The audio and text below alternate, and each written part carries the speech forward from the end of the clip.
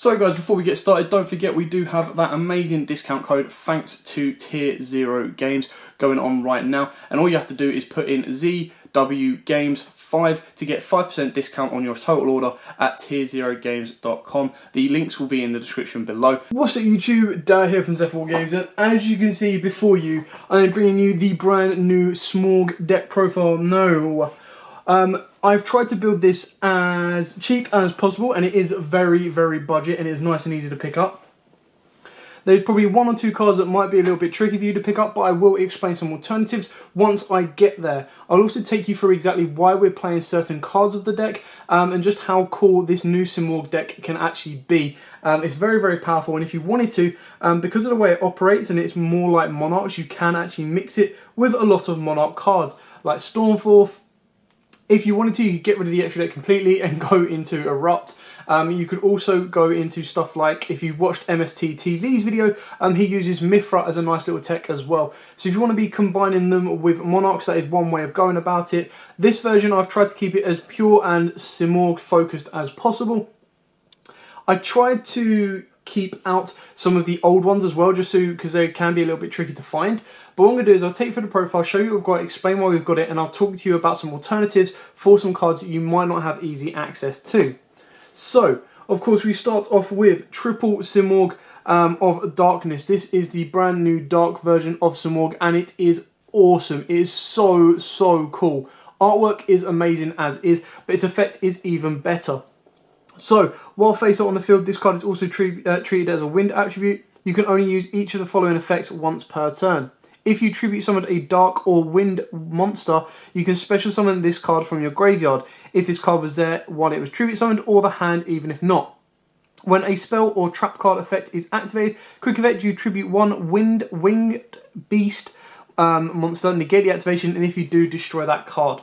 So you can see how he can tribute himself, negate it, and then if you tribute summon, keep that in mind, tribute summon again, you can bring him back from the graveyard. We then play Double Simorgh, Lord of the Storm. This card, again, your opponent cannot target this tribute summon card with spell, trap, or effects. You can only use each of the following effects once per turn. When a spell or trap card or effect is activated, quick effect, tribute one winged beast monster, then target one card your opponent controls, shuffle it into the deck. When a winged beast monster you control is destroyed by battle while this card is in your graveyard, you get to add it back to your hand, which is why we only play two, because there's quite a lot of recyclability. The last card we play is the original Dark Simorgh. Now, if you don't have easy access to this, you can just bump this Simorgh up to 3. And if you do so, I'll then show you another couple of cards in the deck that you will change for stuff like trading as well. Moving on, we play Triple Simorgh, Bird of Bringing. This card is awesome. It is your main normal summon of the deck. When it is normal summoned, you get to add a Simorgh card from your deck to your hand, except itself. All of the baby Simorgh cards share the same effect. That is, if they are in the graveyard and your opponent controls no cards in their spell and trap card zone, you can special summon this card in defense position, but banish it when it leaves the field. You cannot special summon monsters for the rest of the turn, except winged beast monsters. Only use this effect once per turn. All of the babies share that same effect, so the exact same thing for Simorgh, Bird of Beginning. This one is when it is normal summoned, you get to activate this effect. During your main phase, you can normal summon one Simorgh monster in addition to your normal summon or set. Only gain this effect once per turn.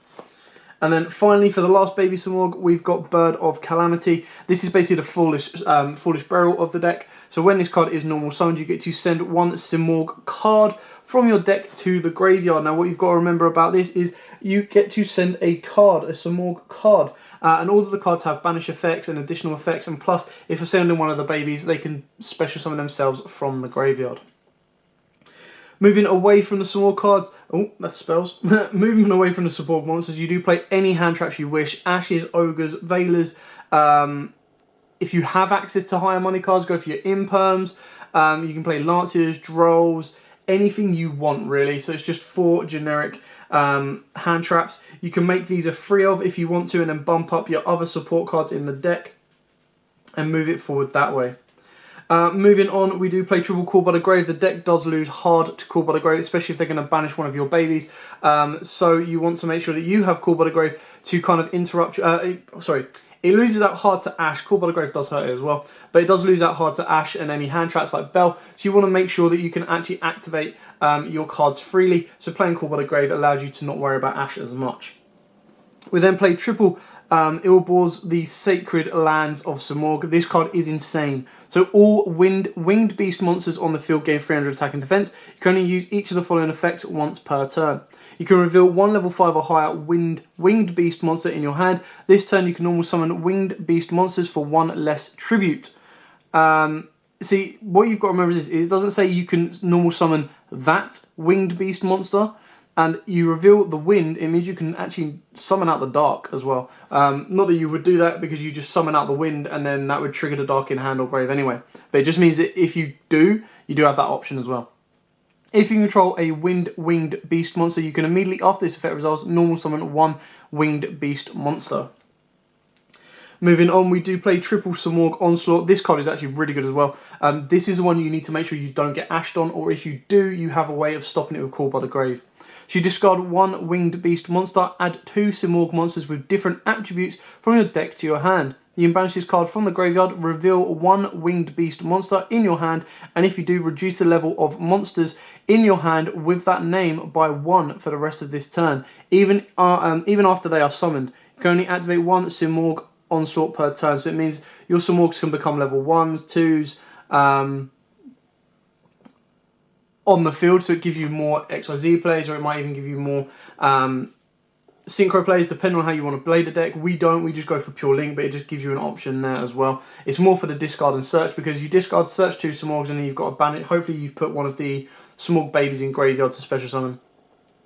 We then play double Simorgh Repulsion. This card is really, really cool. So you discard 1 winged beast monster, return all cards in your opponent's spell and trap zones to the hand. You can banish this card from the graveyard, reveal 1 winged beast monster in your hand, and if you do, reduce the levels of monsters in your hand with that name by 1 for the rest of the turn. Even after they are summoned, you can only activate 1 Simorgh Repulsion per turn. So the whole idea of this is you activate this guy in second, discard one of your baby Simorghs, bounce back all your opponent's back row, so you can then special summon out the baby Simorgh. And then you've got the additional normal summon, which then allows you to kind of push your plays further forward and get that tribute summon of the big Simorgh bosses. We then play double Twin Twister. This can easily be bumped up to 3 if you don't have the original Dark Simorgh. This is, again, I was considering Prankatops, but I was like, the reason I'll go with Twin Twisters is we do play Anti-Spell in the main deck, and also with Twin Twisters it's better going first and second, and then it puts a baby in the graveyard as well that you can then revive. So Twin Twisters I think is a really, really cool kind of touch with this. We then play double Pot of Desires. This can easily be triple trading if you bump up the Simorgh to 3. This is just because I don't like playing, I know it sounds weird, but I don't like playing 3 trade-ins. I might play 2 trade-ins with 5 targets, and then probably 3 trade-ins with 6 targets, but I just need to think about it that a little bit more. The trading is best by putting the Dark in the graveyard. Other than that, because you play a lot of 3-offs, playing Desires is not the end of the world. And then for the one-off gang, we do have 1 Foolish Burial and 1 Terraforming. Terraforming because the field spell is so important, and the Foolish Burial purely to put the Dark in grave or any of your babies that you can then banish and special summon. Moving on to the traps, we do play probably one of the most busted traps in the game right now when you have a winged beast monster, and that's triple Harpy's Featherstorm. This card is insane if you meet its requirements, and in this deck you can quite easily. So if you control a winged beast type monster until the end of this turn and negate any monster effects your opponent activates. If you control a Harpy monster, you can activate this card from your hand. If this card in the zone is spell and trap card zone is destroyed by an opponent's card effect, you can add 1 Harpy's Feather Duster. Now I wish we actually had Harpy's Feather Duster to resolve that effect. Anyway, eventually it'll come. But yes, so you can actually make Harpy Conductor in this deck, which means you can play this from hand if you wish, or of course you just set it with one of your winged beasts on board, and you just get to neg your opponent for the entire turn, and it's just so powerful, you have to play it at 3. And it did get a nice super rare reprint as well, so they are quite cheap. And then the last card we play is double Anti-Spell Fragrance. Now this is really, really good in the sense that you go first, you play Anti-Spell, you make your opponent set their entire hand, then you play some more, bounce them all back to your opponent's hand, and then off you go. Now the issue with this is it kind of contradicts what the babies want. The babies actually want to have your opponent to have no spells and traps in their spell and trap card zone. So it contradicts them in that way that if you don't have the ability to bounce them all back to the hand or use Twin Twisters to get rid of it, it kind of hurts a little bit.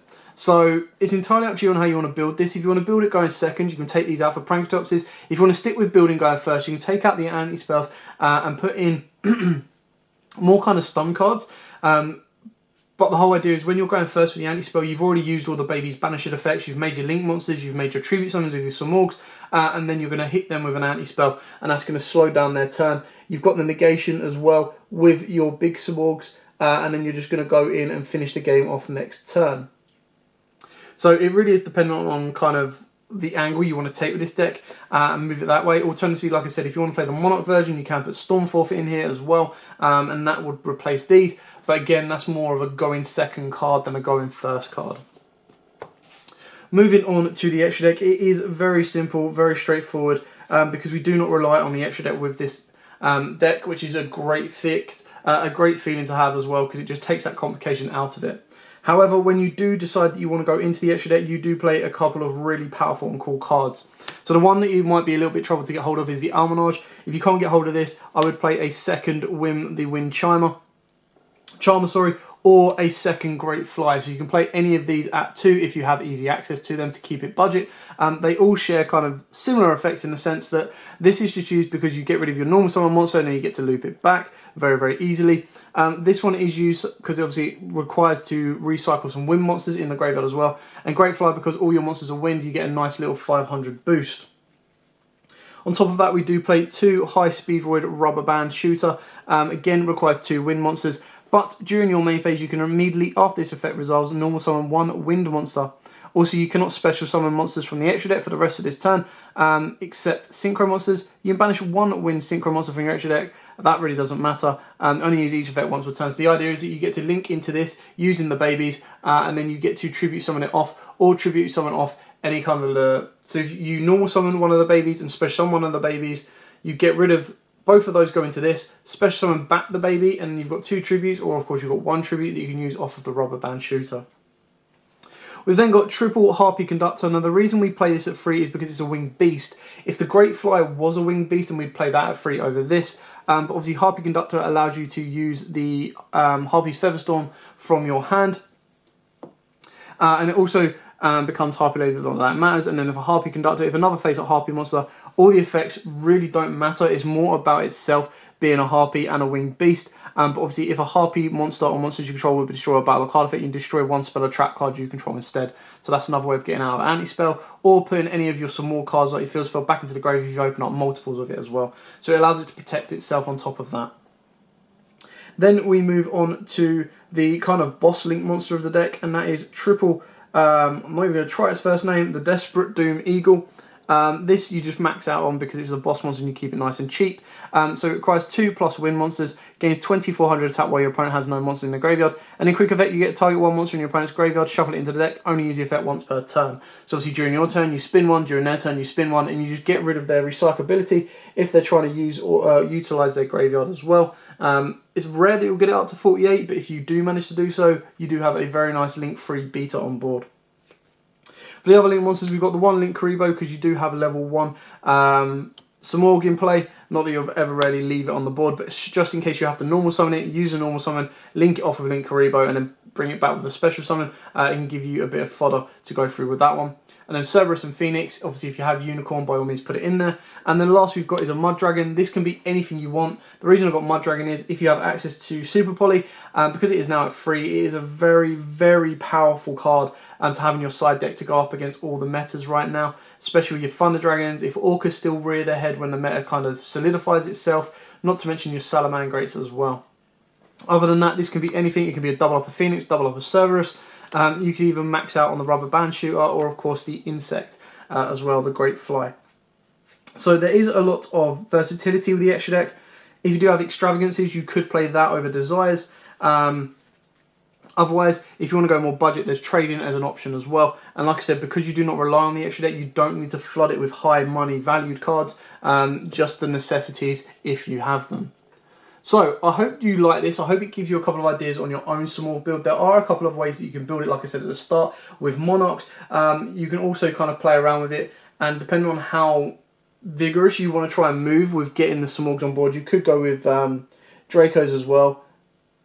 Less so, in a sense, but it's still quite useful. to kind of play around with the deck. It is a standard kind of tribute summon version of that. You do have Miss Valley Apex Avion that you can put into the deck as well. And a lot of other plays you can move around with, whether you want to make it focus going second or first. This is a nice little balance of going first with some going second cards in it as well. Should you lose a dice roll and you have to go second, you've got Twin Twisters in there to use and abuse it, along with Core Body Grades as well. Anyway, thanks for watching. Don't forget to like, comment, subscribe, share. And until next time, guys, as always, happy dueling. What's up, YouTube? Dad here from ZF4Games.